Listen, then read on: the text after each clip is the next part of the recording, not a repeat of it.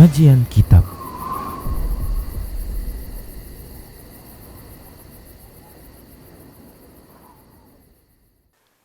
Assalamualaikum warahmatullahi wabarakatuh.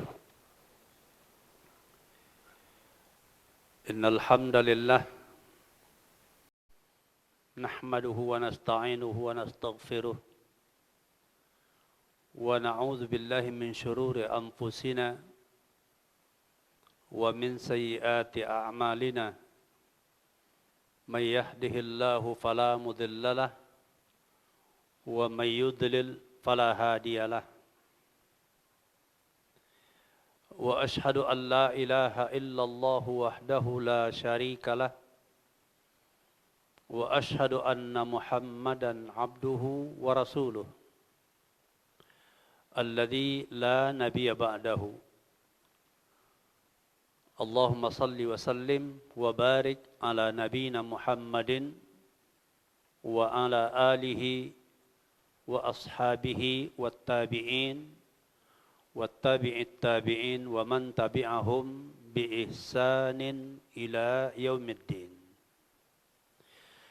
Faqala Allah subhanahu wa ta'ala fi kitabihil karim, ya ayyuhalladzina amanu taqullaha haqqa tuqatih wa la tamutunna illa wa antum muslimun. Ya ayuhan nasu taqu rabbakumul ladzi khalaqakum min nafsin wahidah wa khalaqa minha zawjaha wa batha minhuma rijalan katsiran wa nisaa'a. Wattaqullaha alladzi tasaaluna bihi wal arham innallaha kana 'alaikum raqiba. Ya ayyuhalladzina amanu taqullaha wa qulu qawlan sadida yuslih lakum a'malakum wa yaghfir lakum dhunubakum wa may yuti'illaha wa rasulahu faqad faza fawzan 'azima. Amma ba'du fa inna asdaqal hadithi kitabullah wa inna khairal huda huda Rasulillah sallallahu alaihi wasallam wa syarrul umuri muhdatsatuha wa kullu muhdatsatin bid'ah wa kullu bid'atin dhalalah wa kullu dhalalatin finnar.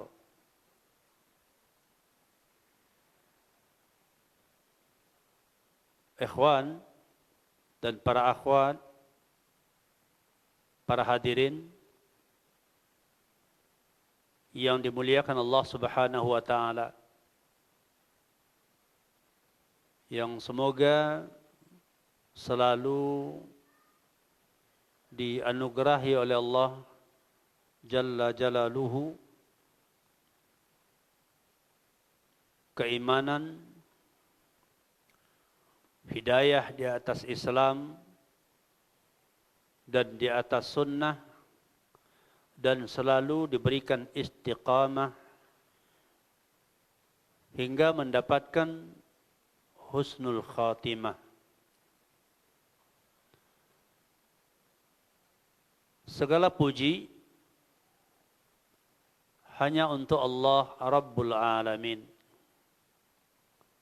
yang mana dengan nikmat-nikmat yang Allah berikan kepada kita bisa meningkatkan kesalehan, ketakwaan kepada Allah Subhanahu wa ta'ala. Kita selalu memujinya, mengagungkannya, berusaha untuk bertakwa kepadanya, kepada Allah Subhanahu wa ta'ala. Semoga dengan itu Allah akan memberikan tambahan kenikmatan kepada kita, terutama nikmat di dalam beragama, di dalam beriman dan beramal.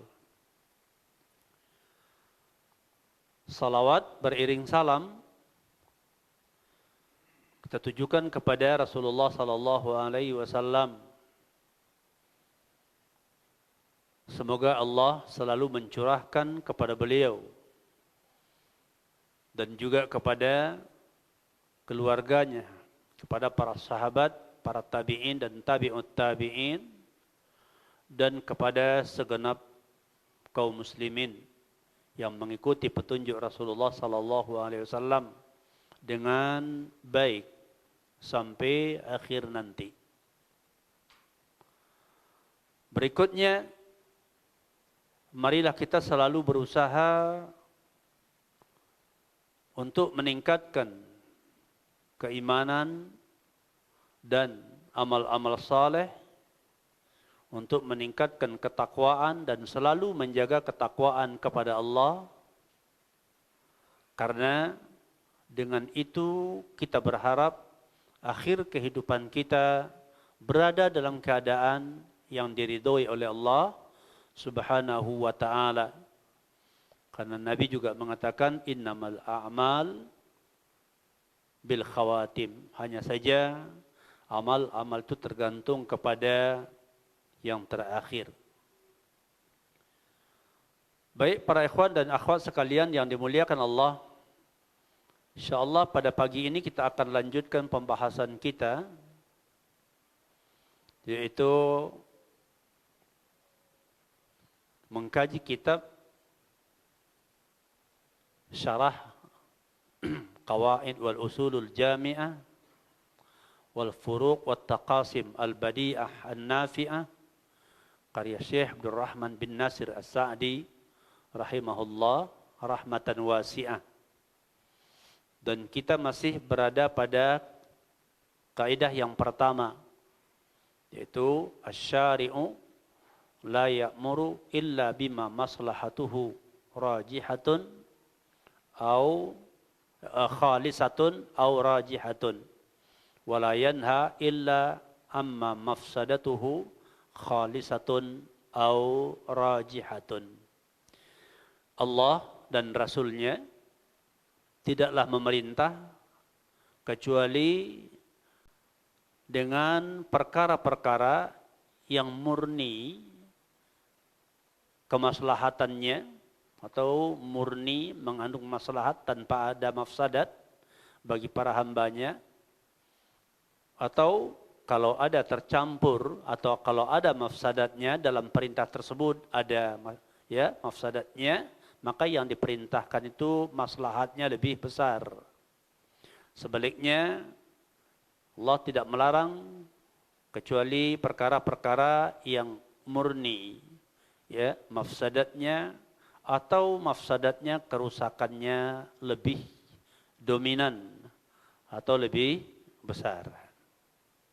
Jadi berarti para ulama menyebutkan bahwasanya illat daripada perintah-perintah Allah, apa-apa yang disyariatkan oleh Allah ya adalah maslahat. Dan illat daripada larangan-larangan Allah Subhanahu wa taala itu adalah mafsadat ya, karena merusak. Terakhir kita sampai kemarin pada firman Allah di surah Al-A'raf ayat 29.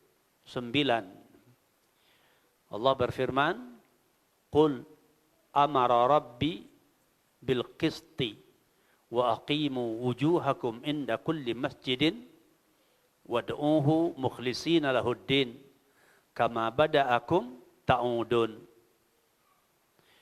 Katakanlah, Rabbku memerintahkan untuk berlaku adil dan hadapkanlah wajahmu, yaitu untuk beribadah kepada Allah di setiap masjid. Artinya adalah ya bersungguh-sungguhlah kalian di dalam beribadah kepada Allah Subhanahu wa taala, dan terkhusus adalah yaitu dalam menunaikan salat. Kemudian dan berdoalah kepadanya, kepada Allah Subhanahu wa taala dengan mengikhlaskan ad-din untuk Allah. Dengan mengikhlaskan ad-din yaitu ya akidah, ya amalan, ucapan, ya ibadah seluruhnya untuk Allah Subhanahu wa taala. Sebagaimana Allah menciptakanmu pertama kali, maka demikian pula Allah akan mengembalikan kamu nanti. Dari ayat ini disebutkan bahwasanya faqad jama'at hadhil ayah usulal ma'murat wa nabbahat ala husniha. Bahwasanya Allah Subhanahu wa taala di dalam ayat ini mengumpulkan atau menghimpun ya usulul ma'murat, pondasi daripada segala yang diperintahkan, dan menjelaskan tentang kebaikannya, manfaatnya.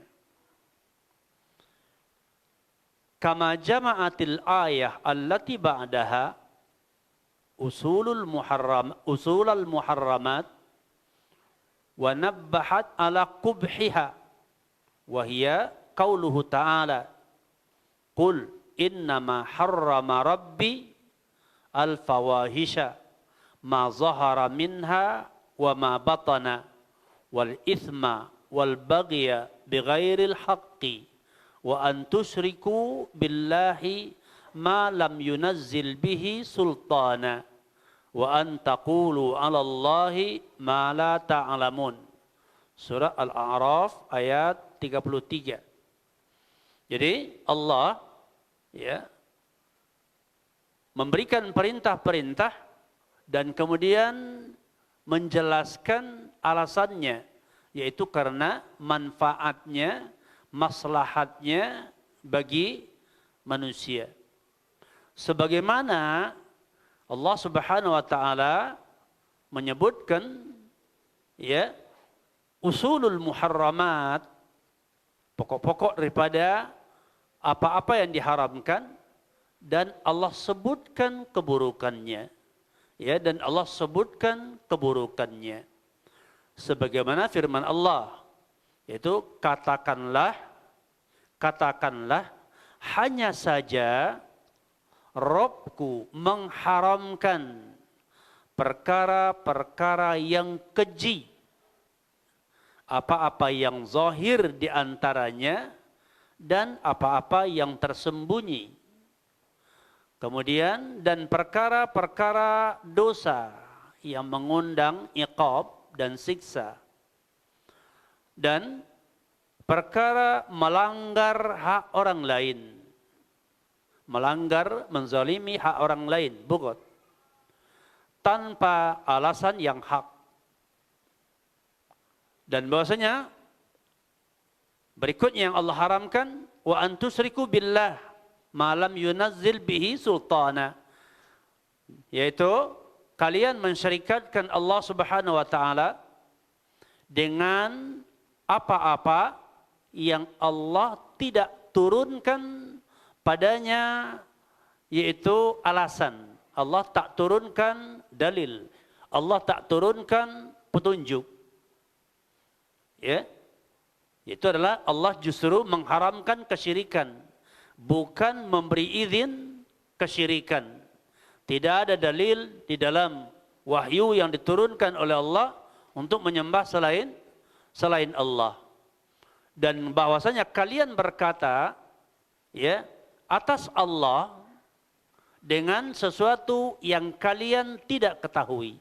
Ya, kalian berbicara tentang Allah ya dengan sesuatu atau alasan yang tidak kalian ketahui. Artinya kalian tidak punya alasan. Ya, jadi ketika Allah menyebutkan perintah-perintahnya, pada seluruh perintah-perintah Allah, baik perintah yang wajib maupun perintah yang yaitu mustahab, pada hakikatnya karena apabila hal itu diikuti, maka yang didapat adalah kebahagiaan, keselamatan atau maslahat. Ya. Sebaliknya, tatkala Allah melarang dari sesuatu, apabila larangan itu diyakini, diimani, dan kemudian ditinggalkan apa yang diharamkan oleh Allah, ya, maka dia selamat. Tapi apabila yang diperintahkan, terutama yang wajib, ditinggalkan, atau yang diharamkan dia lakukan, maka ya ini akan terjadi, yaitu sebaliknya. Ini adalah akan menghalangi dia daripada keselamatan. Akan menghalangi dia daripada keselamatan. Jadi keselamatan hidup dunia dan akhirat itu ya tergantung kepada iman dan amal-amal dia. Ya. Karena demikian Allah Subhanahu wa taala menetapkannya. Berkaitan dengan firman Allah, "Qul innama harrama rabbi al-fawahisha ma zahara minha wa ma batan." Katakanlah bahwasanya hanya saja Allah mengharamkan atau Rabbku mengharamkan perkara-perkara yang keji, yang zahir maupun yang batin.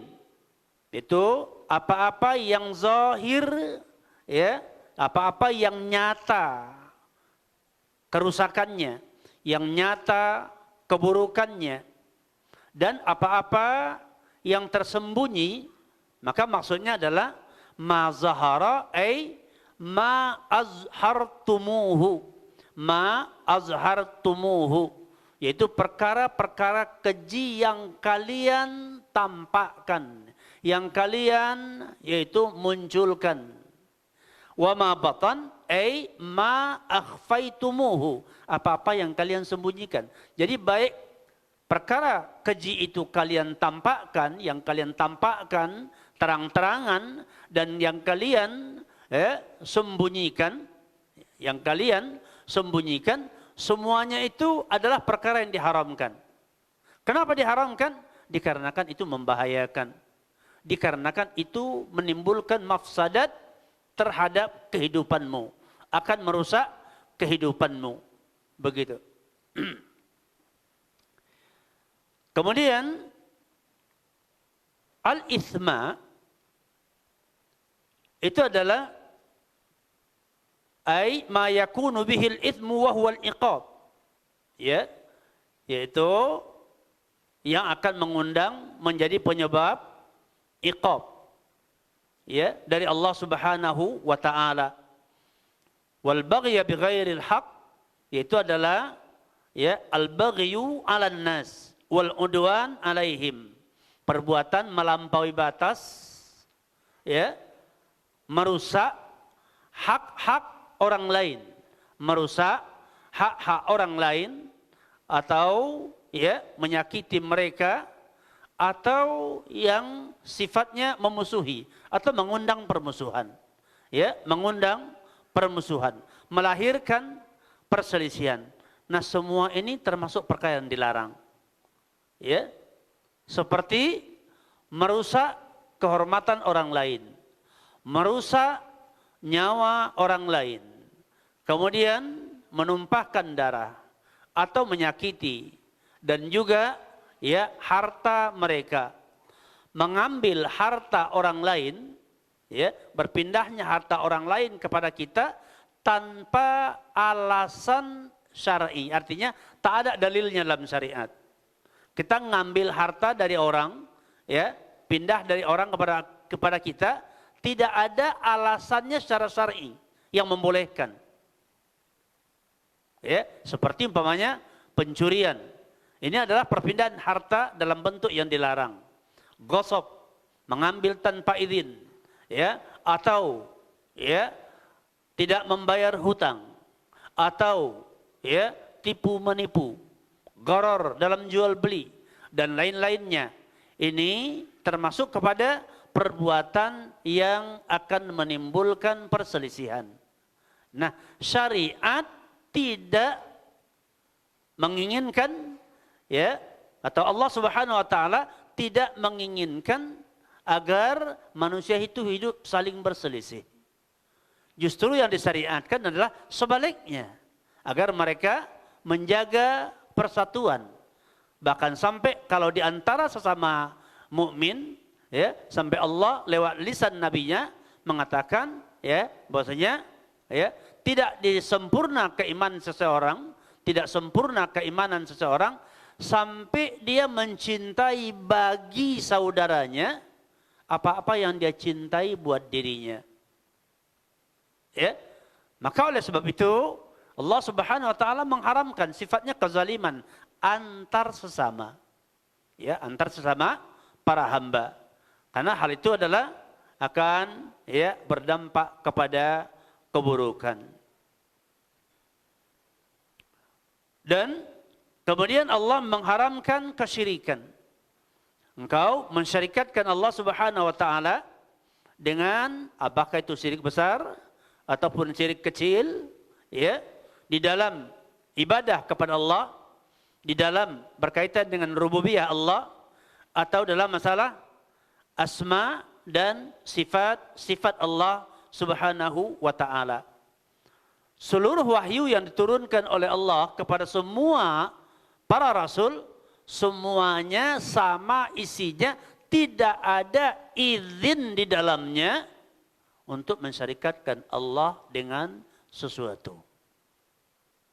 Maka orang yang jatuh kepada kesyirikan, ya, maka dia telah melakukan sesuatu yang dikatakan bahwasanya dia tidak punya alasan dengan perbuatan itu, dengan alasan yang benar. Yang dikatakan bahwasanya, ya, Allah tidak menurunkan atas perkara itu sultan, al-hujjah, alasan, dalil, tidak ada untuk perkara itu. Dan juga larangan Allah, ya, berbicara tentang Allah, ya, berbicara tentang Allah dengan keadaan engkau tidak mengetahuinya, ya, engkau tidak mengetahuinya. Wa antaqulu 'ala Allah ma la ta'lamun. Engkau berbicara yaitu tentang Allah dengan apa-apa yang tidak engkau ketahui. Perkataan ma la ta'lamun maknanya adalah barang siapa yang berkata, bahwasanya kaifiyat Allah begini dan begini, dia menyebutkan, ya, maka berarti dia sudah berkata dengan sesuatu yang dia tidak ketahui. Barang siapa yang mengatakan sesungguhnya nama-nama Allah Tabaraka wa ta'ala tidak menunjukkan kepada makna. Artinya sudah diyakini itu nama Allah, itu nama tapi tak ada maknanya. Itu nama, sekadar nama saja. Tidak ada maknanya. Itu sekadar nama, tak ada makna. Maka berarti dia berkata tentang Allah, ya, tanpa yaitu alasan, atau dia tidak mengetahui, ya, atau dia menetapkan nama-nama Allah, sifat-sifat Allah, ya, sementara dia tidak memiliki dalil dari kitabullah, dari sunnah Nabi, berarti dia telah berkata, ya, tentang Allah dengan tanpa dasar atau tanpa, ya, tanpa ilmu. Nah, ini termasuk perkara-perkara yang diancam oleh Allah Subhanahu wa ta'ala. Dan perkara terberat, perkara terbesar dalam hal ini adalah yaitu berkata tentang Allah tanpa dasar ilmu. Itu perkara, itu dosa yang terbesar, ya, berkata tentang Allah tanpa alasan, tanpa dalil, ya, dari kitabullah, atau tidak ada dalil-dalil yang Allah turunkan berkaitan dengan perkara demikian. Berikutnya, dan tatkala Allah Subhanahu wa ta'ala menyebutkan tentang kewajiban at-taharah lis-salah, at-taharah lis-salah minal hadatsil akbar wal asghar, ya, suci daripada hadas besar dan kecil, Wa dzakara taharatal ma, dan Allah menyebutkan ya tentang bersuci yaitu dengan air. Kemudian dengan tayamum ketika tidak ada air ya, ketika tidak ada air atau ketika seseorang itu mengalami ya hal yang tidak memungkinkan dia terkena air, seperti dalam keadaan sakit yang terlarang menggunakan air. Nah, berkaitan dengan aturan ini, Allah katakan, "Ma yuridullahu liyaj'ala 'alaikum min harajin, walakin yuridu liyutahhirakum wa liyutimma ni'matahu 'alaikum la'allakum tashkurun." Surah Al-Maidah ayat 6. Ya. Tidaklah Allah Subhanahu wa taala menginginkan yaitu untuk menjadikan atas kalian kesempitan. Jadi perintah-perintah Allah itu bukan untuk menyusahkan para hambanya, bukan untuk memberati kehidupan manusia. Tidak. Akan tetapi melalui perintah-perintah tersebut Allah ingin mensucikan kalian. Allah ingin mensucikan kalian. Ya, Allah perintahkan ya karena Allah ingin mensucikan kalian. Pada contoh seperti ya taharah lis-shalah. Ya. Dan untuk menyempurnakan nikmatnya atas kalian. Untuk menyempurnakan nikmatnya atas kalian. Semoga kalian ya menjadi orang-orang yang bersyukur kepada Allah. Kenapa bersyukur? Karena Allah memberikan petunjuk untuk bisa meraih keselamatan. Allah beritahu caranya, apa yang harus dilaksanakan, apa yang harus ditinggalkan, ya, apa yang harus dilaksanakan, apa yang harus ditinggalkan, yang mana kalau itu diterima, dikatakan, maka dengan itu engkau menjadi orang yang suci. Dan juga melalui syariat itu Allah ingin menyempurnakan kenikmatannya untuk kalian. Maka atas nikmat-nikmat tersebut ya, semoga kalian bersyukur. Hingga kalian bersyukur atas nikmat-nikmat tersebut. Maka melalui ayat ini dapat diketahui ya, kata beliau, kata Syekh Abdul Rahman As-Sa'di rahimahullah dalam itu syarah beliau ini, anna awamirahu wa syara'i'ahu min akbari ni'amihi al-ajilati al-muttasilati bin ni'amil ajilati. Ya. Ketahuilah bahwa perintah-perintah Allah, ya, perintah-perintah Allah dan syariat-syariat Allah yang disyariatkan kepada kamu sekalian itu adalah merupakan sebesar-besar nikmat. Makanya sering disebutkan, mari kita bersyukur atas nikmat Allah yang tidak terhitung, dan yang paling utama adalah nikmat iman, nikmat Islam, nikmat hidayah. Maksudnya bagaimana? Bahwa semua perintah-perintah Allah, semua larangan-larangan Allah Subhanahu wa taala itu adalah nikmat terbesar. Jadi, ya, semakin seseorang itu tunduk dan patuh kepada Allah, semakin besar potensi kemuliaan, kebahagiaan, keselamatan yang dia raih. Begitu. Ya. Yaitu kesempurnaan nikmat yang segera itu dalam kehidupan dunia. Al-muttasilah, dan kemudian bersambung dengan kenikmatan ya nanti di akhirat, al-ajilah. Berarti keselamatan yang sesungguhnya dalam kehidupan dunia Dan untuk kehidupan akhirat kelak tidak ada jalan lain selain daripada ketundukan kepada Allah. Makanya disebutkan wa may yabtaghi ghairal islami dina fala yuqbala minhu wa huwa fil akhirati minal khasirin. Barang siapa yang mencari-cari selain daripada Islam sebagai dinnya, selain daripada ketundukan kepada Allah. Islam itu kan ketundukan. Al-Islam al-istislamu lillah bitauhid. Islam itu adalah ketundukan kepada Allah dengan landasan tauhid. Maka barang siapa yang mencari selain daripada ketundukan, kepatuhan kepada Allah dengan mengikuti syariatnya, begitu. Sebagai dinnya, din di sini adalah akidah, amal, begitu.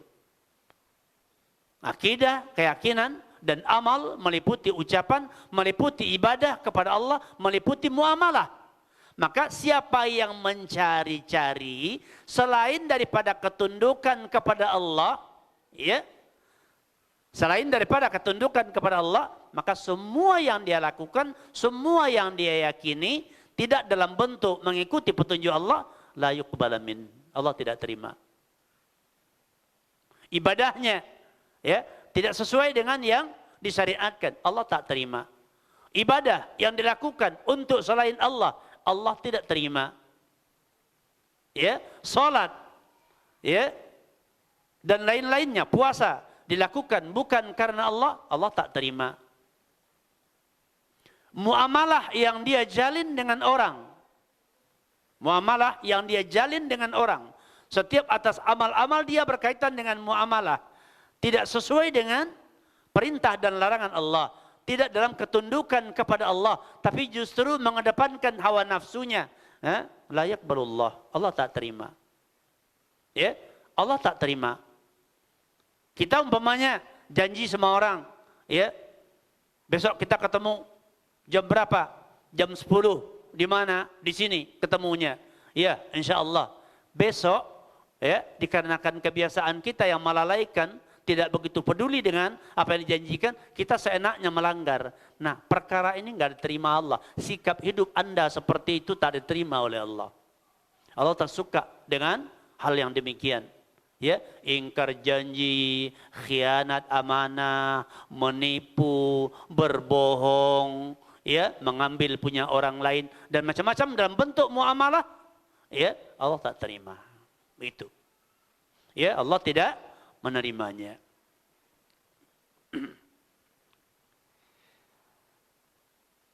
Kemudian coba perhatikan firman Allah. Perhatikan firman Allah. Wa qadha rabbuka alla ta'budu illa iyyahu wa bil walidaini ihsana. Surah Al-Isra ayat 23. Dan Allah memerintahkan, qadha di sini adalah qadha syar'i, karena qadha itu dua. Ada qadha kauni, ada qadha yaitu syar'i. Ya, di sini qadha syar'i, yaitu dan Allah Subhanahu wa taala atau Rabb kamu, dan Rabb kamu memerintahkan. Qadha ay amara bitaukid, perintah yang sangat kuat. Wa qadha berarti Allah memerintahkan dengan perintah, atau Rabb kalian memerintahkan dengan perintah yang kuat. Apa perintahnya? Ya, Allah ta'budu illa iyyah. Allah memerintahkan, Allah menetapkan agar jangan kalian beribadah kecuali hanya kepada Allah saja. Ini perintah dengan sangat kuat. Ya, jangan kalian beribadah kecuali hanya kepada Allah saja. Kemudian wabil walidaini ihsana, dan Allah memerintahkan, ya, kepada kedua orang tua hendaklah kalian berbuat baik.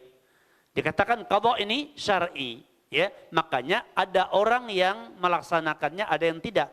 Tapi kalau qadha kauni, kalau qadha ini kauni, dipastikan berarti semua orang bertauhid, semua orang berarti berbuat baik. Kenapa? Ditakdirkan. Kalau ditakdirkan dia, ya, untuk beribadah kepada Allah saja dan berbuat baik kepada kedua orang tuanya tanpa usaha dia. Itu qadha kauni. Ini qada syar'i, yaitu perintah. Perintah itu sebagian orang menjalankannya, sebagian orang meninggalkannya. Sama seperti wa ma khalaqtul jinna wal insa illa liya'budun. Tidaklah aku ciptakan jin dan manusia kecuali untuk beribadah kepadaku. Ya. Ini adalah bentuknya ya syar'i, bukan kauni. Makanya ada orang yang beribadah kepada Allah, ada orang yang tidak beribadah kepada Allah Subhanahu wa taala. Nah, Allah menetapkan, Allah merintahkan jangan kalian beribadah kecuali kepada Allah dan kepada kedua orang tua hendaklah yaitu berbuat baik. Surah Al-Isra ayat 23. Sampai kepada firman Allah di surah Al-Isra ayat 39, "Dzalika mimma auha ilaika ya rabbuka minal hikmah." Demikianlah di antara apa-apa yang Allah wahyukan kepada engkau, yang diwahyukan oleh Rabbmu kepadamu daripada yaitu hikmah-hikmah. Begitu.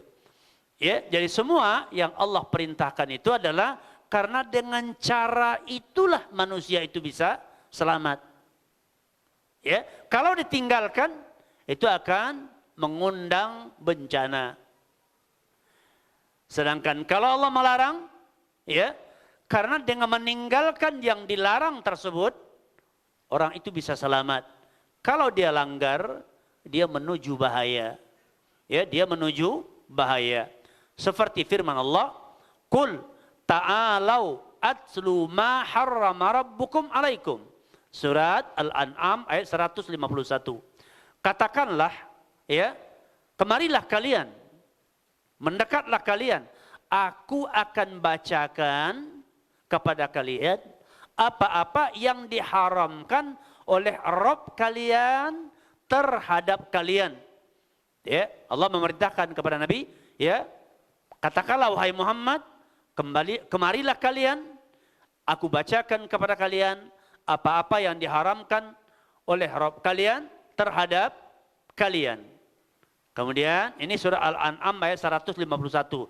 Kemudian sambung ayat ini, kemudian sampai perkataan Allah, wa anna hadza siratim mustaqima fattabi'uhu wa la tattabi'us subula fatafarraqu bikum an sabilih.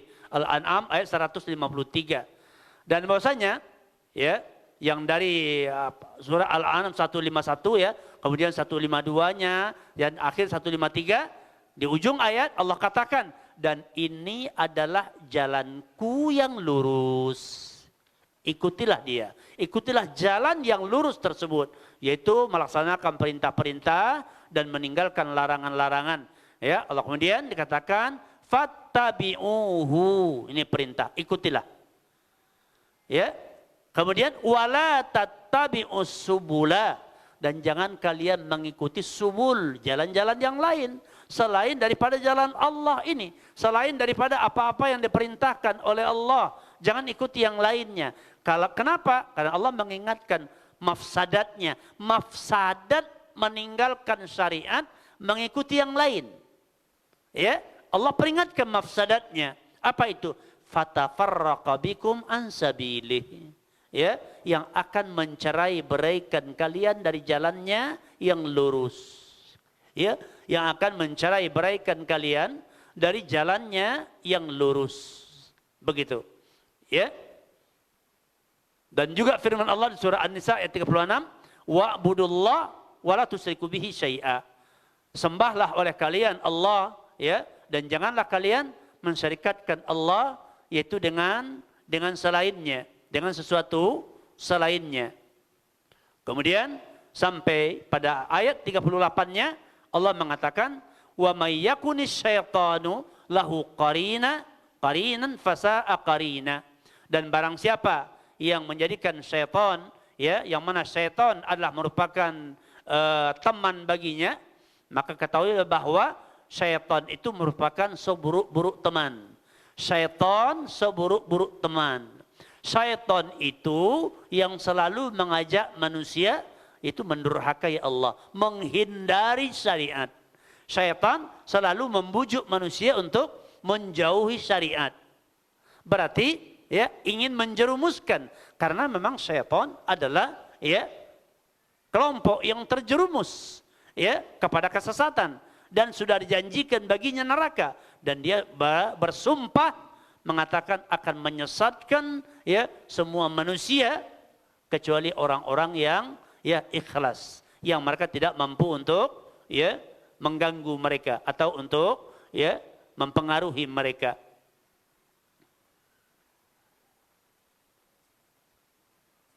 Nah, coba kita perhatikan, ya, coba kita diperhatikan, perhatikanlah hal ini kepada ayat-ayat yang disebutkan di atas tadi. Dari perintah-perintah yang mana disebutkan kebagusannya dan apa-apa yang terkandung di dalam perintah-perintah tersebut, ya, daripada kebaikan, ya,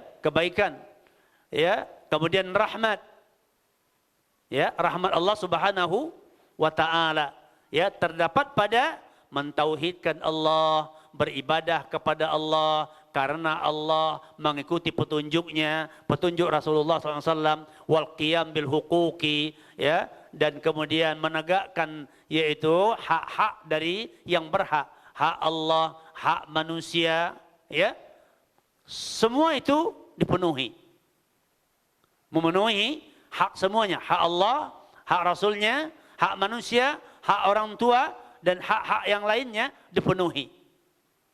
Dan kemudian ya melihat dan memperhatikan perkara-perkara yang dilarang oleh Allah dan memperhatikan bahaya-bahaya yang diperingatkan, bahaya-bahaya yang diperingatkan. Maka dari situ dapat diketahui bahwasanya perintah-perintah Allah, dapat diketahui bahwasanya perintah-perintah Allah dan larangan-larangan Allah adalah merupakan sebesar-besar mukjizat Al-Quran dan mukjizat Rasul. Ya, sebesar-besar, seagung-agung mukjizat Al-Quran dan Rasul adalah bahwa kandungan daripada Al-Quran dan kandungan daripada bimbingan Nabi Sallallahu Alaihi Wasallam tak lain dan tak bukan adalah untuk mengantarkan manusia meraih keselamatan, meraih kemaslahatan, menghindari mafsadat, menghindari kerusakan, menghindari bencana.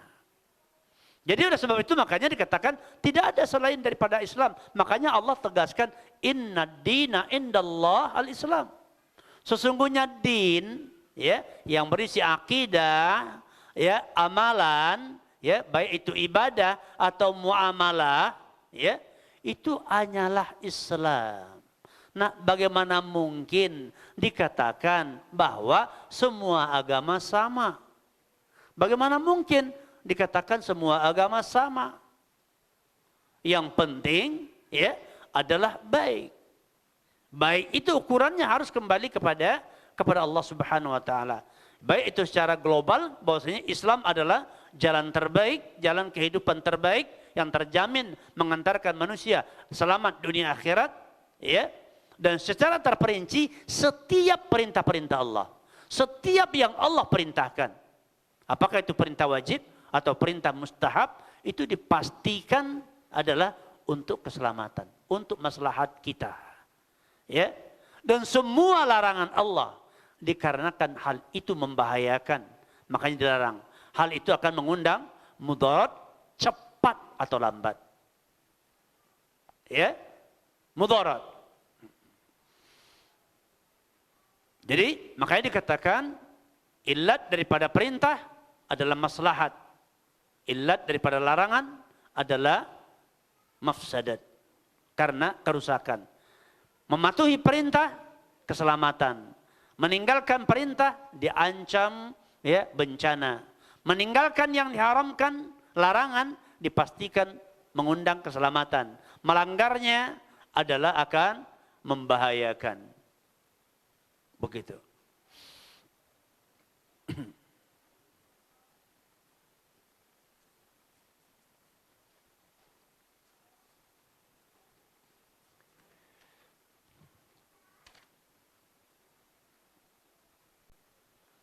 contoh, ya, contoh daripada maslahat yang murni dari apa-apa yang diperintahkan oleh Allah Subhanahu wa taala. Ya, apa-apa yang maslahatnya adalah murni dari apa-apa yang diperintahkan, dan yang mudaratnya murni, ya, dari apa-apa yang dilarang oleh Allah Subhanahu wa taala. Ya. Fal imanu wat tauhid wal ikhlas was sidqu wal adlu wal ihsanu wal birru was silatu wa asbahuha masalihuha fil qalbi war ruhi wad dini wad dunya wal akhirah. Ya, la tu'addu wa la tuhsa. Seperti iman, ya, beriman, kemudian tauhid, ya, kita diperintahkan untuk beriman, kemudian tauhid yang kita diperintahkan untuk mentauhidkan Allah Subhanahu wa taala, kemudian al-ikhlas, perintah ikhlas, perintah as-sidqu, perintah berlaku adil, perintah berbuat al-ihsan dan albir, kebaikan, dan menjalin yaitu silaturahmi, wa asbahuha, dan hal-hal yang semisal. Itu banyaknya perintah, banyaknya perintah. Ya, masalihuha fil qalbi war ruhi wad dini wad dunya wal akhirah. Maka kemaslahatannya, ya, kemaslahatannya, ya, kepada hati dan ruh dan kepada ad-din, ya, kepada ad-din dan dunianya dan untuk kepentingan akhiratnya. Nah, untuk semua ini dikatakan maslahat daripada iman, ikhlas, as-sidq, al-adil, itu dikatakan maslahatnya la tu'addu wa la tuhsa, tidak terhitung. Ya, enggak bisa dihitung. Ya, maslahat tauhid untuk kehidupan dunia dan untuk kehidupan akhirat, ya, tidak terbayangkan. Tidak terbayangkan saking agungnya. Coba seperti umpamanya dalam sebuah hadis qudsi, Allah berkata, "Ya ibna Adam, lau ataitani bi qurabil ardi khataya, thumma laqitani la tusriku bi syai'a." Ya. La ataituha bi qurabihi, bi qurabiha, ya, maghfirah.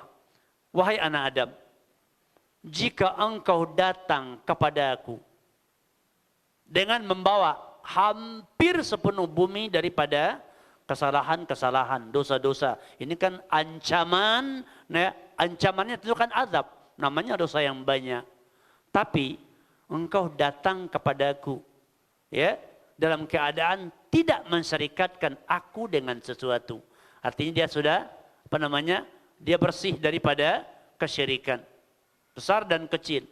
La ataituka, dan maka aku akan datang kepada kalian, ya, dengan memberikan hampir sepenuh bumi juga daripada ampunan. Ya, daripada ampunan. Begitu. Nah, ini maslahat tauhid. Ya, maslahat tauhid yang tak terbayangkan. Coba, ya, orang yang dalam kehidupannya bergelimang dosa dan kezaliman pada waktu yang banyak, kemudian dia memenuhi panggilan Allah. Dia bertaubat, dia beriman, dia beramal saleh, mati di atasnya, ya, maka diampuni seluruh dosa-dosanya. Ya, diampuni seluruh dosa-dosanya. Al-ikhlas, ya, maslahat ikhlas. Di antaranya yang terbesar, maslahat ikhlas, adalah dia selamat daripada godaan syaitan. Karena nyata-nyata syaitan mengatakan ya dia akan menyesatkan semua orang ya illal mukhlasin, kecuali orang-orang yang ikhlas. Kecuali orang-orang yang ikhlas. Begitu. Dia selamat. Nah, di dunia dia selamat daripada godaan syaitan, maka di akhirat pasti dia akan selamat. Ya, di akhirat dia akan selamat. Begitu. Sedangkan sebaliknya, wasyirku wal kadzibu wal zulmu ya madaruha la yumkinu ta'daduha ajilan wa ajilan. Sedangkan kesyirikan, kedustaan, bohong, dan kezaliman, mudaratnya tidak mungkin untuk dihitung, cepat maupun lambat. Ya. Dan bahayanya ya tak terbayangkan, baik bahaya yang segera maupun yang ditunda nanti di akhirat. Mudarat di dunia, mudarat di akhirat. Ya, jadi kesyirikan, kedustaan, kezaliman, bahaya dunia dan akhirat dan tidak terbayangkan dan tidak ada yang bisa menggugurkan ya bahaya tersebut kecuali Allah. Hanya Allah. Ya, karena itu hak murni bagi Allah. Apakah Allah ingin mengazab orang dengan dosanya atau Allah ingin mengampuninya? Jika Allah ingin mengampuni, maka Allah akan bukakan kepadanya jalan-jalan, sebab-sebab yang bisa ya ditempuh ya oleh orang itu yang nanti akan berakhir dengan selamatnya dia. Makanya ya di antara kebutuhan terbesar kita seorang hamba adalah dosa-dosa kita diampuni. Ini kebutuhan terbesar. Kenapa? Karena pasti kita banyak dosa. Pasti, ini satu yang pasti. Nabi mengatakan, kullu bani Adam khata'un. Maka tidak ada kita yang luput daripadanya. Dipastikan kita banyak dosa. Sedangkan dosa itu konsekuensinya, tuntutannya adalah azab Allah. Dan azab Allah itu amat pedih. Ya, azabnya amat pedih dan tidak akan digugurkan kecuali Allah ampuni. Coba betapa besarnya kebutuhan kita terhadap maghfirah Allah, ampunan Allah Subhanahu wa taala. Makanya ya di antara yang disyariatkan oleh Allah kepada kita adalah banyak-banyak bertaubat. Ya, makanya sampai Nabi disebutkan ya dalam satu hari satu malam ya dalam satu hadis dikatakan tidak kurang daripada berapa kali? 70 kali ya, yaitu bertaubat, minta ampun kepada Allah. Dalam riwayat yang lain 100 kali. Itu Nabi. Ya, bagaimana dengan kita? Coba. Maka ini adalah mengundang hati kita yang selalu bergantung kepada Allah. Di antara kebergantungan kita kepada Allah adalah bagaimana kita berharap kepada Allah, ya, penuh harapan agar dosa-dosa yang sudah kita lakukan dan mungkin yang akan terjadi di masa datang diampuni oleh Allah. Dengan penuh kekhawatiran, rasa takut kalau ampunan itu tidak diperdapat. Ya, kalau ampunan itu tidak diperdapat, maka hendaklah menggabungkan antara raja dengan khauf, ya, agar dosa kita diampuni. Dan itu diantara kesibukan kita. Makanya kita harus selalu ya berzikir kepada Allah. Ingat dosa-dosa kita yang banyak. Ya. Dan kemudian kebaikan di akhirat itu Allah janjikan adalah dengan amal saleh. Seperti firman Allah di surah An-Nahl ayat 97. Siapa yang beramal yaitu dengan amal saleh, baik laki-laki atau perempuan, dan dia adalah orang yang beriman, maka akan diberikan kepadanya kehidupan yang baik dan akan diberi balasan yang berlipat ganda dari apa yang dia amalkan. Itu nanti di akhirat. Begitu, ya. Balasan yang berlipat ganda. Maka oleh sebab itu, ya, kesibukan kita dalam hidup ini yang kedua adalah mengisi hari-hari, waktu-waktu yang Allah berikan kepada kita, itu adalah dengan melaksanakan amal-amal saleh.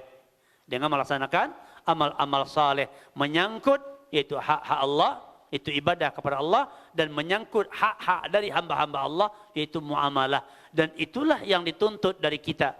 Selalu beramal dalam waktu kehidupan kita ini, menjaga ibadah kepada Allah agar dilakukan karena Allah, mengikuti petunjuk Allah, dan kemudian ya amal dalam bentuk muamalah agar ini ya sesuai dengan yang disyariatkan oleh Allah Subhanahu wa taala. Karena Allah akan melipat gandakan kebaikan-kebaikan yang kita lakukan. Ya. Jadi ini berkaitan dengan maslahat yang murni dan mafsadat yang murni. Ya. Kemudian seperti umpamanya wal khamru wal maisir wal riba mafasiduha aktsaru min manafi'iha.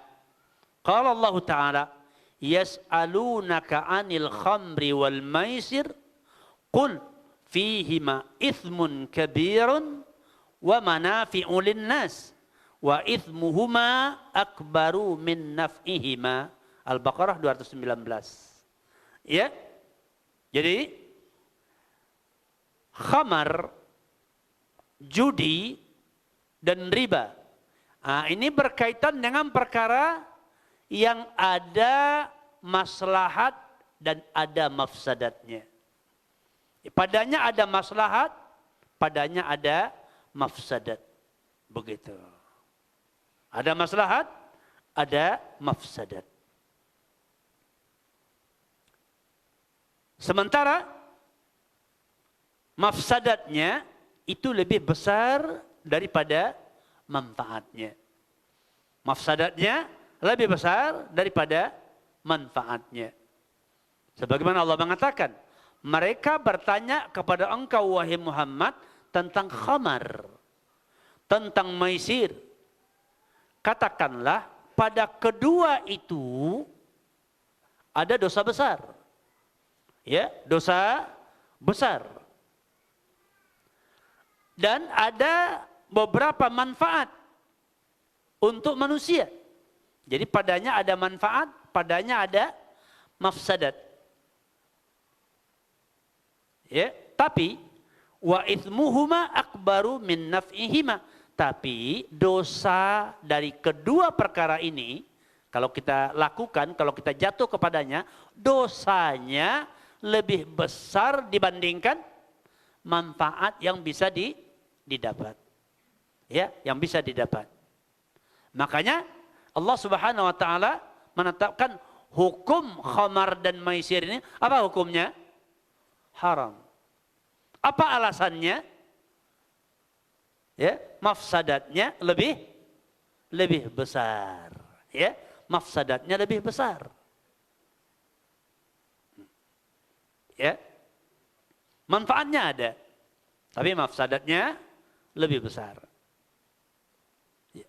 Jadi kalau manfaatnya lebih besar dibandingkan mafsadatnya, maka dia diperintahkan. Ya. Kalau mafsadatnya lebih besar, meski ada manfaatnya, ya, maka dia dilarang. Maka dia dilarang. Makanya ada kaidah juga yang menyebutkan darul mafsadati muqaddamun ala jalbil masalihi. Meninggalkan mafsadat, ya, meninggalkan perkara, ditinggalkan suatu perkara gara-gara mendatangkan mafsadat, menimbulkan kerusakan. Nah, sikap ini didahulukan, ya, lebih didahulukan dengan tindakan yang kita perhitungkan, ya, yang kita perhitungkan ada maslahatnya, ya, ada maslahatnya, tapi kita tak pertimbangkan mafsadatnya. Jadi kalau dalam hal ini berarti adalah ditinggalkan. Kenapa? Karena untuk menyelamatkan diri atau menghindari mafsadat, meskipun itu ada maslahatnya. Ya, kalau dia itu seimbang, dinilai seimbang. Ya, sebagian ulama mengatakan tidak ada suatu perkara yang sama atau seimbang antara maslahat dan mafsadatnya. Sebagian ulama mengatakan tidak ada, tapi sebagian ulama mengatakan ada. Ya, ada perkara yang ya maslahatnya seimbang ya dengan yaitu mafsadatnya. Maka dalam kondisi seperti ini, maka kita dianjurkan ya lebih meninggalkan mafsadat. Nah, pada dasarnya hal ini mubah, sesuatu yang mubah. Sesuatu yang mubah kemudian ya, mubah ini kan tidak apa-apa, dibikin ya, tidak ada masalah, tidak dosa, tidak pahala begitu ya. Tapi ketika yang mubah ini kita lakukan bisa menimbulkan mafsadat, maka kita dianjurkan lebih mendahulukan tindakan ya menjauhi mafsadat. Menjauhi mafsadat. Meskipun ya di sini ada maslahatnya ya, tapi ya ini mafsadat. Maka lebih selamat itu meninggalkannya untuk menghindari mafsadat. Nah, bagaimana kalau seandainya ini kan pertama yang sama, kedua kalau maslahatnya lebih besar sudah jelas, maka dibolehkan atau disyariatkan karena maslahatnya lebih besar. Kalau mafsadatnya lebih besar, maka sudah jelas itu dilarang karena mafsadatnya lebih besar. Kemudian umpamanya pada satu tindakan, satu perbuatan ya yang mana menimbang antara maslahat yang lebih besar dengan maslahat yang di bawahnya. Ya. Jadi dua-dua maslahat. Tapi yang satu lebih besar maslahatnya daripada yang satu lagi.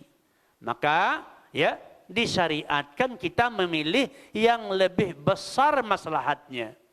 Yang lebih besar maslahatnya. Sampai para ulama mengatakan bahwasanya orang alim itu, orang yang berilmu itu bukanlah orang yang bisa membedakan antara baik dan buruk.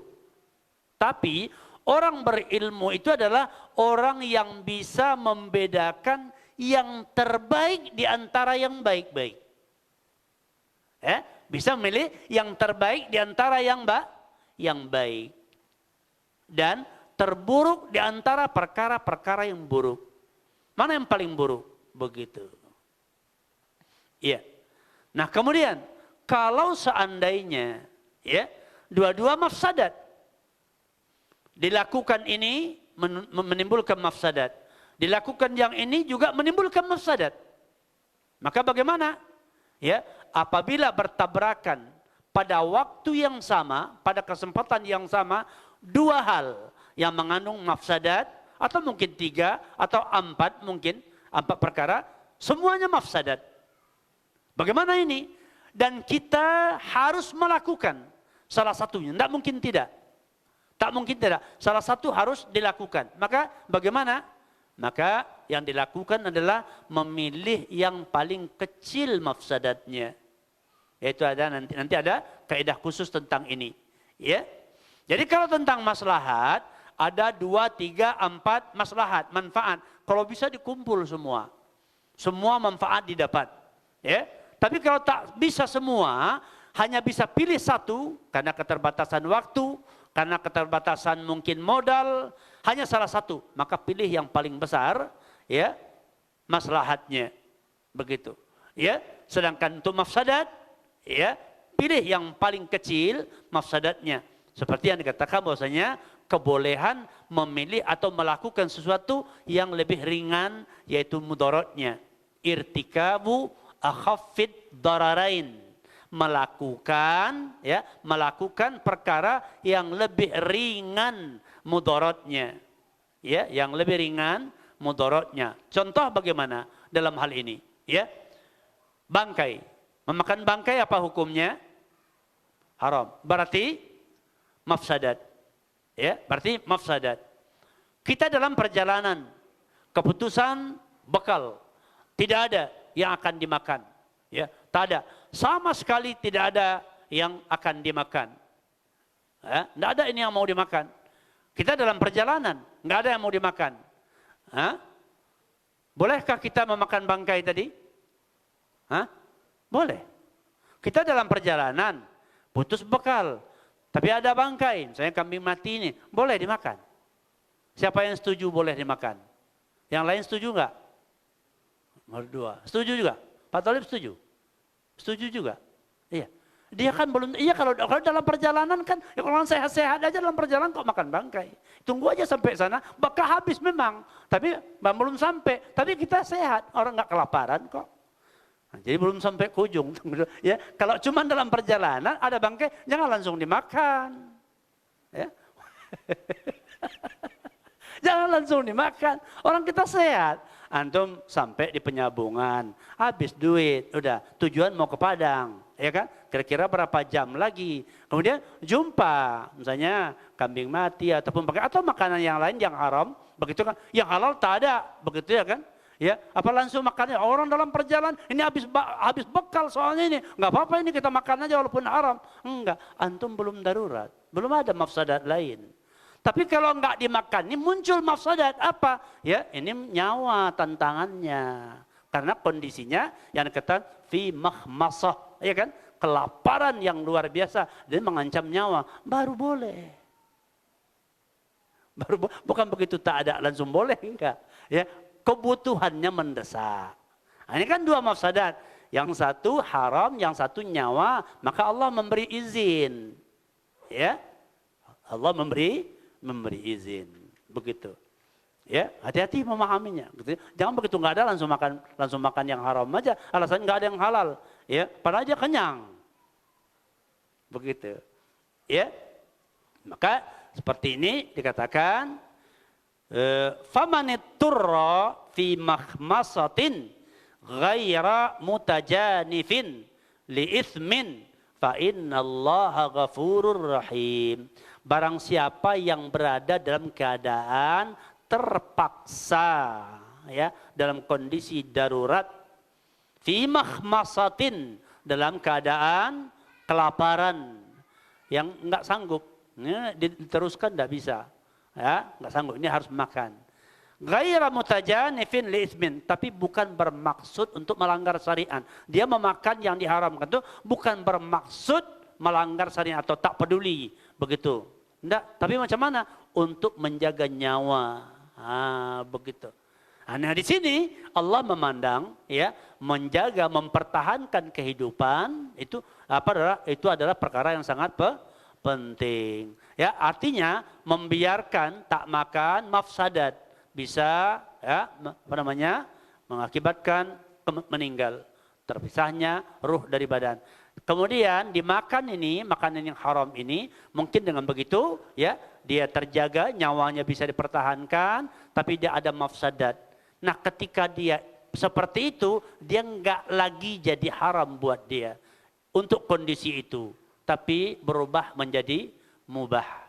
Makanya dikatakan, ya, ad-darurah tubihul mahdzurat. Kondisi darurat, ya, menjadikan mubah perkara-perkara yang semulanya adalah haram. Begitu, ya. Jadi mubah hukumnya, berubah, ya. Jadi boleh bagi dia. Ya. Seberapa yang boleh dimakan? Ya. Sekadar untuk bisa dia bertahan. Begitu. Kemudian dia masih jauh perjalanannya. Maka dia boleh membawa sekedar kebutuhan untuk sampai di alamat tujuan yang memungkinkan dia mendapatkan makanan. Begitu. Jadi dia makan sedikit, udah sekadar bisa bertahan, udah dia mungkin bungkus sedikit, dia bawa. Kalau kejadian lagi, dia apa lagi? Sampai dia di tempat. Sesudah sampai di tempat, begitu bisa dapat yang halal, buang. Begitu. Buang yang haram tersebut. Begitu. Iya.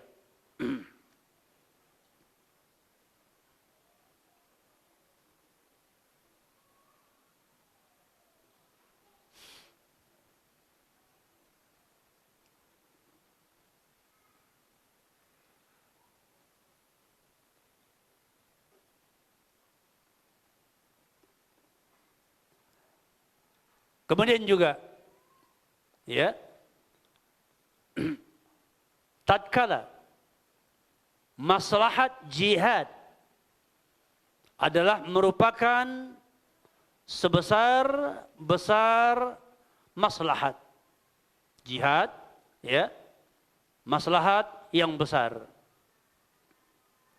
Saking besarnya maslahat jihad dikatakan sampai-sampai, ya, sesuatu yang awalnya terlarang dibolehkan demi untuk kemaslahatan persiapan jihad, yaitu bolehnya orang bertaruh di dalam perlombaan berkuda, onta, dan memanah.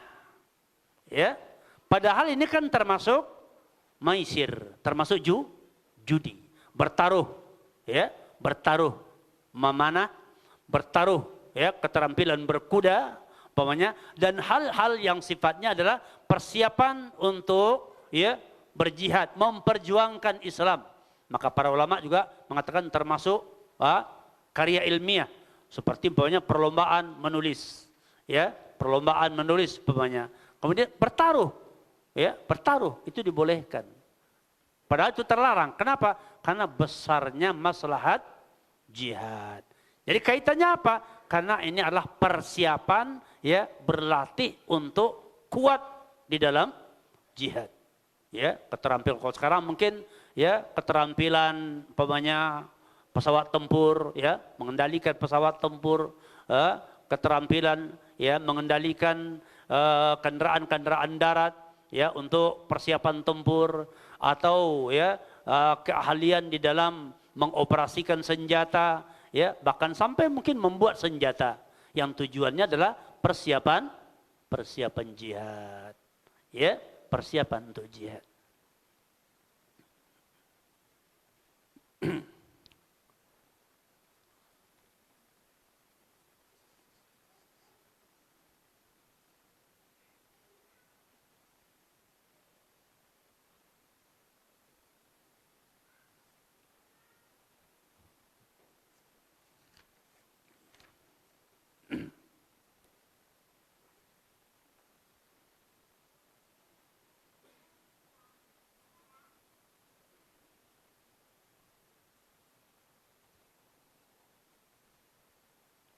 Jadi Allah Subhanahu wa taala, ya, mengharamkan bangkai, darah, daging babi dan yang semisal dengannya karena padanya terdapat, ya, berbagai mafsadat dan memudaratkan. Namun jika hal ini berhadapan dengan maslahat yang besar, ya, atau menolak mafsadat yang lebih besar, ya, yaitu kondisi darurat, seperti untuk mempertahankan kehidupan, ya, mempertahankan kehidupan, maka yang tadinya haram, yang tadinya terlarang menjadi dihalalkan, ya, menjadi dihalalkan oleh Allah Subhanahu wa taala, ya, berubah hukumnya menjadi, ya, dihalalkan oleh Allah Subhanahu wa taala. Ya, famaniturra fi makhmasatin ghaira mutajanifin li itsmin fa innallaha ghafurur rahim. Ya, itu barang siapa yang terpaksa berada dalam kelaparan yang luar biasa dan tidak bermaksud untuk melakukan dosa atau melanggar syariat, tidak bermaksud, ya, melanggar syariat, maka jadinya itu mubah, diizinkan oleh Allah dan dikatakan sesungguhnya Allah pengampun lagi penyayang. Maka pada prinsipnya adalah melakukan sesuatu, ya, tidak boleh dengan tujuan sekedar untuk mendapatkan kemaslahatan dunia. Bukan begitu. Tapi bagaimana? Maksudnya adalah yaitu agar melakukan sesuatu yang diridhoi oleh Allah Subhanahu wa taala. Ini di antara maqasidus syariah. Ya, apa? Ta'abbud lillah. Ya. Beribadah kepada Allah, mentauhidkan Allah Subhanahu wa taala. Jadi, ya, maqasidus syariah yang terbesar, tujuan syariat diturunkan, ya. Tujuan terbesarnya adalah untuk mendapatkan ridhonya Allah. Karena, ya, keselamatan hidup seorang hamba ketika dia berada pada keyakinan, pada ucapan, pada perbuatan, pada sikap yang diridhoi oleh Allah. Baik menyangkut ya hubungan dia dengan Allah, kewajiban ibadahnya kepada Allah, maupun menyangkut muamalahnya dengan sesama hamba Allah. Jika dia berada pada keadaan yang diridhoi oleh Allah Subhanahu wa taala, ya, maka dia akan selamat. Kalau dia berada dalam keadaan melakukan sesuatu yang dimurkai oleh Allah, maka dia ya sedang menuju ya yaitu lembah kehancuran. Ya, dia sedang menuju lembah kehancuran. Maka Allah memanggil untuk orang-orang yang seperti ini agar segera bertaubat, kembali kepada syariat, ya, itu kepada melaksanakan perintah-perintah dan meninggalkan larangan-larangan. Ya, jadi bahwasanya keselamatan hidup yang harus diyakini bahwasanya ya keselamatan hidup, kebahagiaan dunia dan di alam barzakh, di alam kubur dan nanti di hari kiamat ya tak lain dan tak bukan adalah dengan Islam. Ya, makanya dikatakan inna dina indallahil Islam. Hanya saja din ya di sisi Allah hanyalah Islam. Ya, makanya barang siapa yang menjadikan hawa nafsunya sebagai ya sesembahannya, selalu diikutinya, ya, maka ya dia akan binasa dengan sebab yang demikian. Nah, begitu penting kita mengetahui tentang kedudukan agama Islam ini, ya, ya, dan bagaimana sikap kita terhadap apa-apa yang disyariatkan oleh Allah. Makanya juga disebutkan, ya, Allah menyebutkan, wa may yattaqillah yaj'al lahu makhraja. Siapa yang bertakwa kepada Allah, maka Allah beri kepadanya solusi. Untuk semua persoalan ada solusi dalam Islam. Yang menjadi persoalan adalah ya kalau dia mencari selain daripada Islam atau selain daripada sikap tunduk kepada Allah, nah ini yang menjadi masalah. Artinya apa? Kita sendiri yang menjatuhkan diri kita kepada kebinasaan. Bagaimana? Ya kita tak tunduk dengan aturan yang sudah dicanangkan untuk menyelamatkan kita. Jalan itu sudah dibuka. Begitu. Ya. Jadi barang siapa yang bertakwa kepada Allah, maka Allah memberikan solusi. Dan sebaliknya, waman a'rada an dzikri, siapa yang berpaling daripada peringatanku, yaitu berpaling dari mengingat Allah, dari beribadah kepada Allah, dari syariat, berpaling darinya, fa innalahu ma'isatan danka. Maka untuk dia kehidupan yang sempit. Begitu. Ya, yang sempit. Innama tujzauna bima kuntum ta'malun. Hanya saja kalian dibalas, yaitu adalah ya dengan amal-amal yang dilakukan. In kana khairan fa khairun wa in kana syarran fa syarrun. Ya. Jadi agar setiap manusia ya memilih ya Islam. Makanya dikatakan Nabi menyebutkan semenjak beliau diutus, siapa saja yang dengar tentang diutusnya beliau, ya, maka kewajiban mereka adalah untuk menerimanya dan masuk Islam. Siapa yang tidak, maka binasalah dia. Ya, maka binasalah dia. Tak ada pilihan. Jadi kita hendaknya ya memang menyibukkan diri ya dengan mengikuti agama ini, aturan agama dalam semua persoalan. Dalam semua persoalan, ya, jalan terbaik adalah syariat Islam. Oleh sebab itu berarti memang menuntut kita untuk memang terus mempelajarinya. Karena banyak hal ya yang kita akan dituntut ya kalau seandainya kita tidak mengetahui ya aturan syariat dalam perkara tersebut.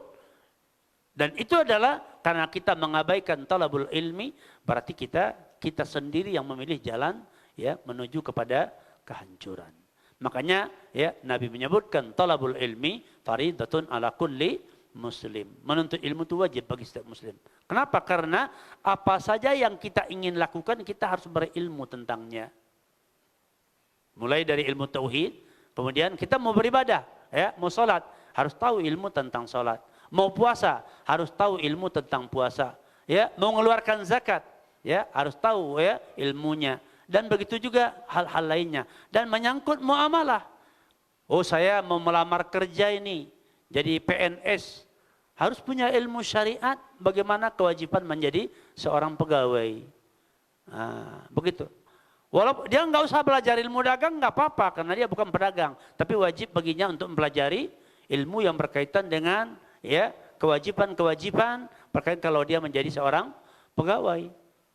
Ya, kenapa? Karena ada syarat-syarat yang harus dipenuhi nantinya. Baik syarat yang ditentukan oleh Allah atau syarat yang dibuat atas dasar kesepakatan. Oh, dia kepingin mau jadi ya seorang pedagang. Ya, kalau dia mau jadi pedagang, ya, dia harus mengilmui, dia harus belajar syariat tentang perkara ya perdagangan. Bagaimana? Kalau tidak, jangan-jangan apalagi dagang, nanti zalim.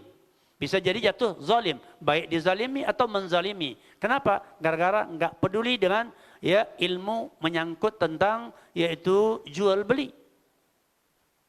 Atau ilmu bersangkut dengan hutang piutang, hukum-hukumnya, gadai menggadai dan hukum-hukumnya, upah mengupah dan hukum-hukumnya. Ya, hari-hari kita lakukan, tapi kita nggak tahu hukumnya. Bagaimana coba? Kita dagang, nggak tahu dagang menurut Islam.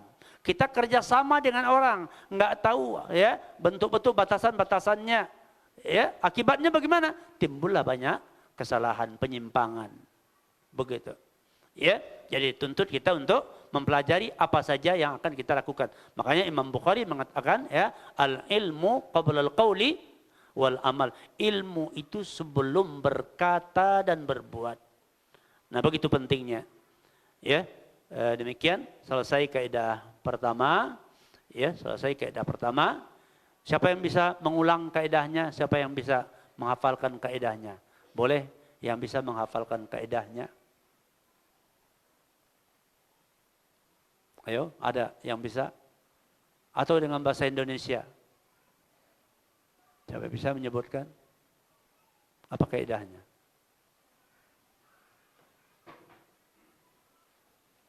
Ya, ayo.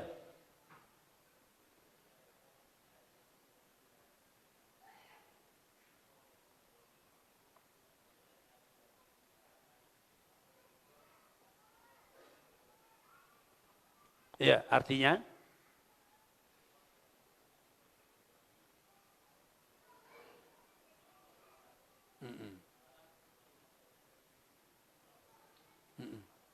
ya, jadi bahwasanya asy-syari'u la ya'muru illa bima maslahatuhu khalisatun aw rajihatun wa la yanha illa amma mafsadatuhu khalisatun aw rajihatun. Allah dan Rasulnya tidaklah memerintahkan kecuali apa-apa yang maslahatnya itu murni atau maslahatnya lebih besar. Kalaupun ada mafsadatnya tapi maslahatnya lebih besar, maka disyariatkan, diperintahkan. Sebaliknya ya dan tidaklah Allah melarang kecuali perkara-perkara yang mafsadatnya murni, ya, nggak ada kebaikannya, ya, mafsadatnya saja. Atau kalaupun ada maslahatnya, ya, tapi mudaratnya lebih besar, maka dilarang.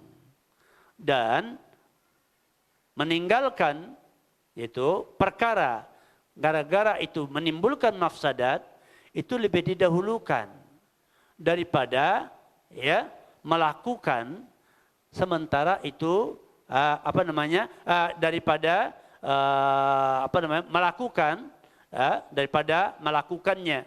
Pertimbangannya mafsadatnya lebih besar. Meskipun hukum asal perkara itu adalah mubah.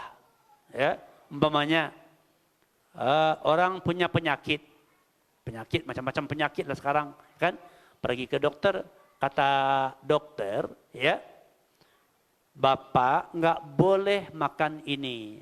Soalnya nggak boleh makan durian. Itu pantang kali itu, kata dokter ya kan. Begitu makan langsung nanti bahayanya besar. Nanti mau sholat pun susah, mau kerja pun jadi susah. Kita perlu kerja cari nafkah, ya.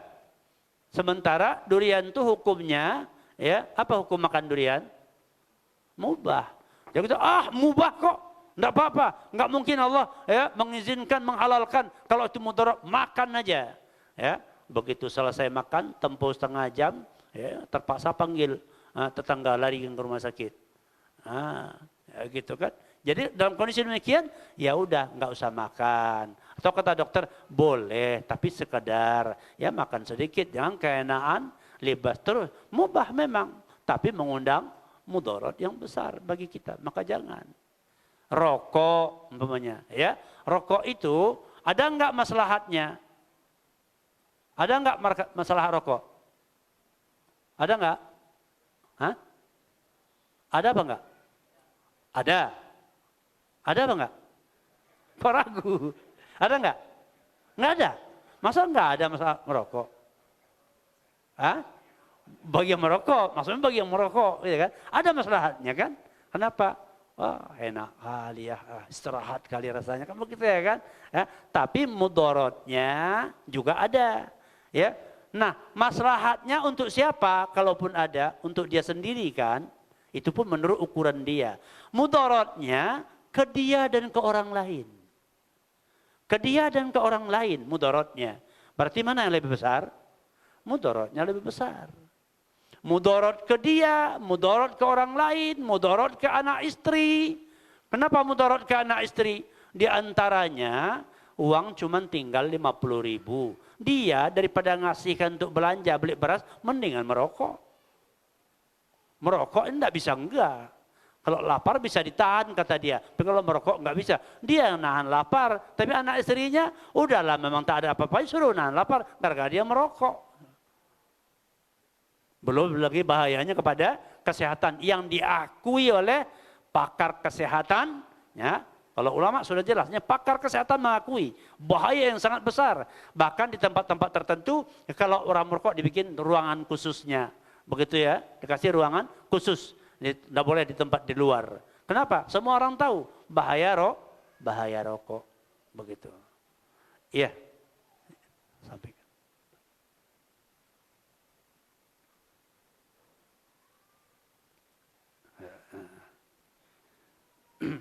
Baik, ada pertanyaan?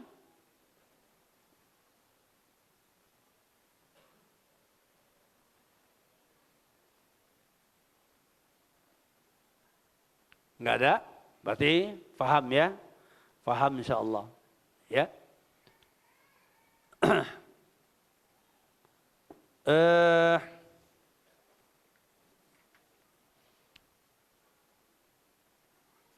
Apa alasan ya? Apa alasan atau ilat daripada perkara-perkara yang diperintahkan oleh Allah? Ya, apa ilatnya? Perintah-perintah Allah. Ya. Iya. Pada apa yang diperintahkan Allah pasti ada manfaatnya.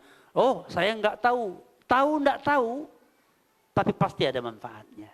Begitu, ya. Oleh sebab itu, yang penting bagi kita tahu itu diperintahkan. Apalagi kalau perintahnya wajib, ya. Kalau kita tak tahu hikmahnya, apa ya maslahatnya ini? Enggak apa-apa, lakukan saja. Kenapa? Karena ya Allah ketika memberikan perintah kepada kita, ya, kalaupun tidak terjangkau sama akal kita manfaatnya, tapi pasti itu adalah kebaikan. Pasti kebaikan dan tidak perlu ragu. Dan tidak boleh ragu. Tak boleh ragu. Kalau kita tahu hikmahnya, itu akan lebih memperkokoh, memperkuat. Kalau kita tidak tahu, tidak mengapa. Yang penting kita tahu itu adalah perintah. Laksana. Kemudian, ya, tafadhol.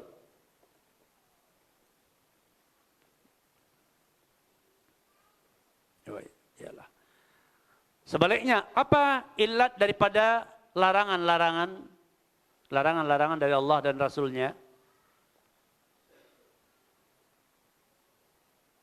Kenapa Allah melarang sesuatu? Karena memudaratkan.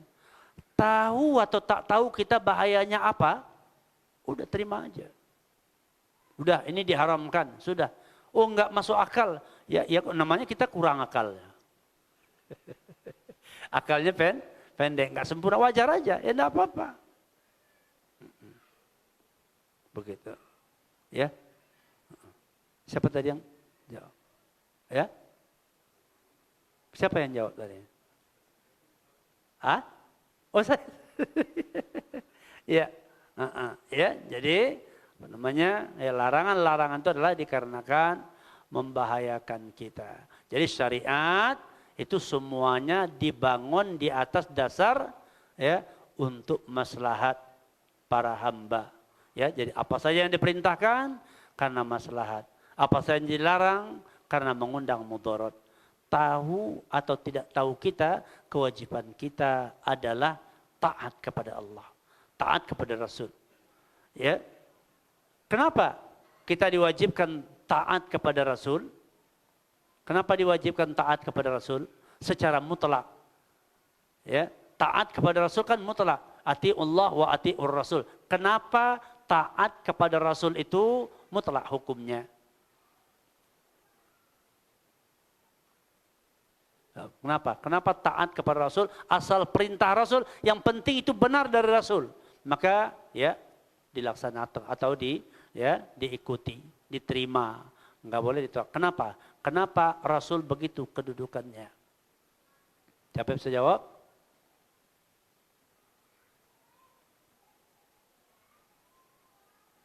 Ya.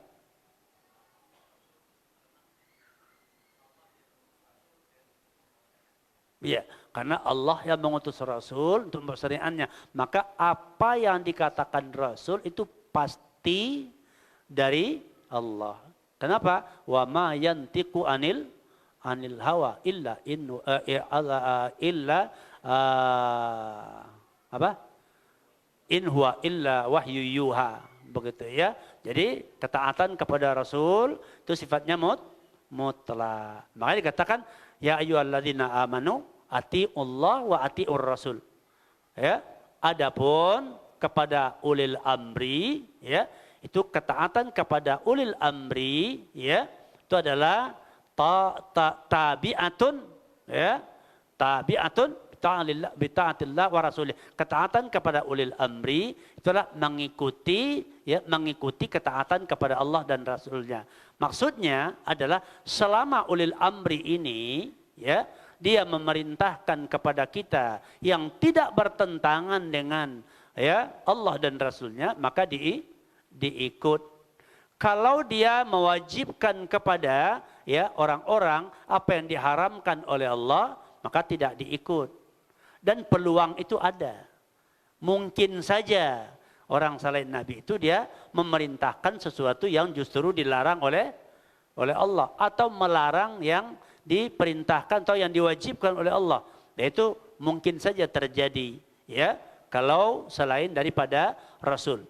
Ya, betapapun banyak ilmunya, betapapun tinggi kedudukannya, maka kita tidak boleh ya taat kepada makhluk ya dalam bentuk kemaksiatan kepada Khalik. Ya, karena kalau Rasul adalah dipastikan, maka ya kecintaan kepada Allah, ketaatan kepada Allah tidak akan terlaksana dengan sempurna kecuali dengan mengikuti petunjuk Rasul sallallahu alaihi wasallam. Jadi setiap muslim wajib ya tertanam dalam hatinya bahwasanya dia tidak bisa beragama Islam ya atau beragama dengan agama Islam kecuali dengan mengikuti petunjuk Rasulullah sallallahu alaihi wasallam. Maka setelahnya apakah itu ulil amrinya dari kalangan yaitu umara, para pemimpin, amir-amir kaum muslimin, atau ulil amrinya adalah ulama.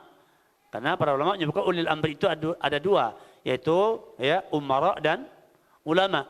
Umara dan ulama, begitu. Ya, itu ulil amri. Pengertiannya ulil amri, apa arti daripada ulil amri? Iya. Pemimpin, penguasa, ya. Jadi ulil amri itu artinya adalah pemilik atau orang yang memiliki, ya, yaitu urusan orang banyak. Nah, jadi urusan orang banyak itu ada di tangan dia. Ini bukan main, bukan tanggung ulil amri itu ya.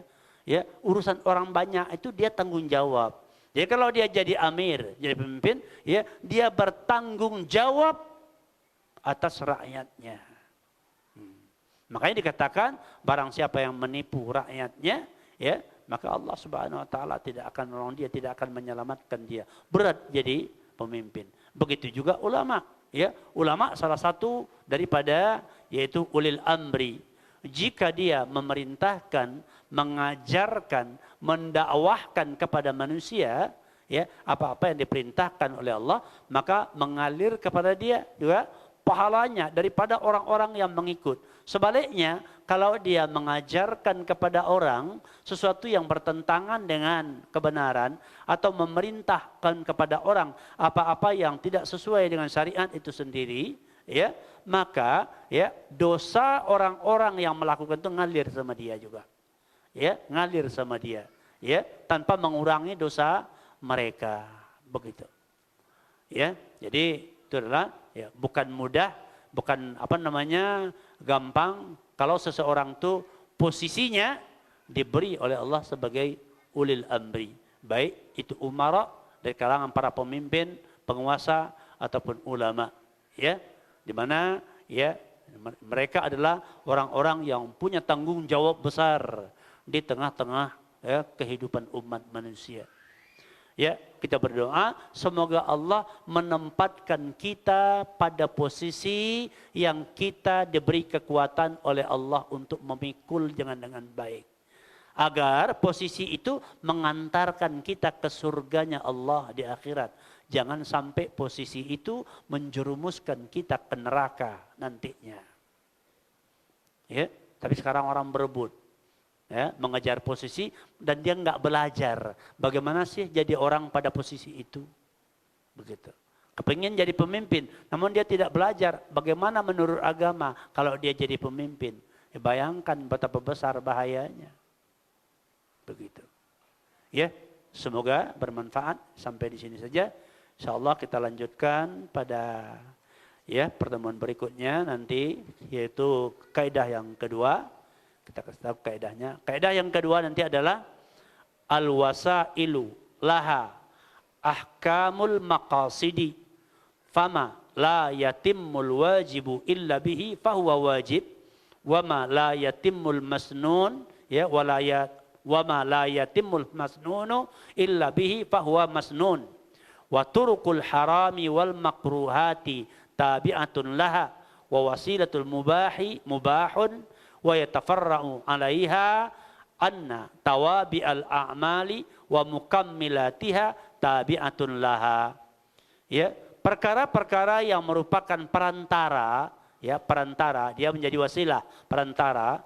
Dia memiliki hukum, mengikuti hukum perkara yang menjadi yaitu tujuan. Maka suatu perkara yang tidak sempurna penunaian sesuatu yang wajib kecuali dengan menyertakan adanya sesuatu yang merupakan perantara ini, maka dia pun hukumnya wajib. Dan apa-apa yang tidak sempurna sesuatu yang disunnahkan kecuali dengannya, maka dia pun merupakan sunnah. Dan jalan menuju kepada yang haram dan kepada yang makruh hukumnya mengikuti tujuannya. Umpamanya ya, ke masjid, jalan ke masjid, apa hukum berjalan ke masjid? Hah? Sunnah. Siapa yang sepakat bahwa hukum berjalan ke masjid adalah sunnah? Siapa yang sepakat? Nah, kalau nggak ada tunjuk. Yang lain apa pendapatnya? Berjalan ke masjid apa hukumnya? Hah? Tergantung tujuan ke masjid. Hukum asalnya mubah, ya kan? Berjalan ke masjid hukumnya mubah, gitu.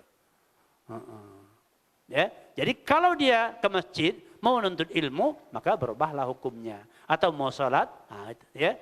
Jadi jalan kepada sesuatu, jalan kepada yang haram, haram. Jalan kepada yang makruh, makruh.